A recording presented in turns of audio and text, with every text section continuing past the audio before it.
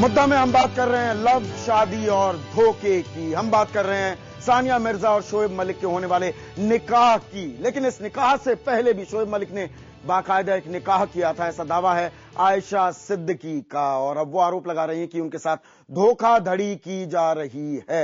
शोएब मलिक ये धोखाधड़ी कर रहे हैं। हमारे साथ आयशा सिद्दीकी भी खुद फोन लाइन पर जुड़ी हुई हैं हैदराबाद से। आयशा, मैं आपसे ये जानना चाहूंगा, आपको कब लगा, फर्ज कीजिए हम मानकर ये चल रहे हैं कि आपका जो निकाहनामा आपने पब्लिक किया है, सार्वजनिक किया है, वो बिल्कुल पुख्ता है, सही है, तो आपको कब लगने लगा इस निकाहनामे के बाद कि शोएब मलिक आपसे कन्नी काट रहे हैं या वो आपके साथ नहीं रहना चाहते?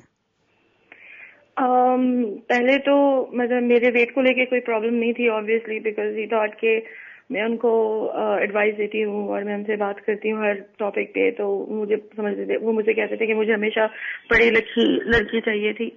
तो इस तरह की वो बातें करते थे और बहुत लाइटली कहते थे कि वेट लूज करने की कोशिश करो और इस तरह। फिर बाद में जैसे जैसे वो बहुत बड़े स्टार बनने लग गए थे टुवर्ड्स द एंड ऑफ 2005, मतलब वो सीरियस होने लगे कि बहुत सीरियस बात है। और मुझसे लोग सवाल करते हैं, वो कहते हैं कि इंडिया से लड़की लेकर आ रहे हो तो जाहिर है वो बहुत खूबसूरत ही होगी, तभी तुम इंडिया से कोई लड़की लेकर आ रहे हो। और उनको लोग मॉक करते थे, जिनको मेरा पता था वो उनको कहते थे कि हमने सुना है कि वो भाभी मोटी हैं और इस तरह। तो वो मुझ पर बहुत चिल्लाते थे, ये मैं हर जगह बोल रही हूँ कि मुझे बहुत सुनना पड़ता था। और फिर मैं सोचती थी कि मैं नहीं, आप इस खूबसूरती की बात को छोड़ दीजिए आयशा। अब मैं आपसे कहता हूं, वो अंग्रेजी का फ्रेज है beauty lies in the eyes of the beholder. उनके आंखों में कोई धोखा होगा, कोई फरेब होगा। आप खूबसूरत हैं, आप ये भूल जाइए कि आप खूबसूरत नहीं है। आगे आप शुरू कीजिए।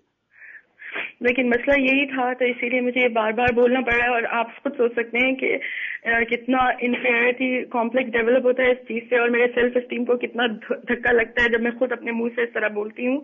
और ये मैंने बर्दाश्त किया इतने साल। और टुवर्ड्स द एंड ऑफ 2005 वो बहुत सीरियस हो गए थे इस मामले को लेके, and I was also very seriously dieting and I quit my job. और मैंने अपना जॉब छोड़ दिया था and I was concentrating on this, लेकिन मेंटल टेंशन की वजह से आई कुडंट डू एनीथिंग। लेकिन 2006 एक लाइफ थ्रेटनिंग सर्जरी भी कराई आपने बैंगलोर जाकर?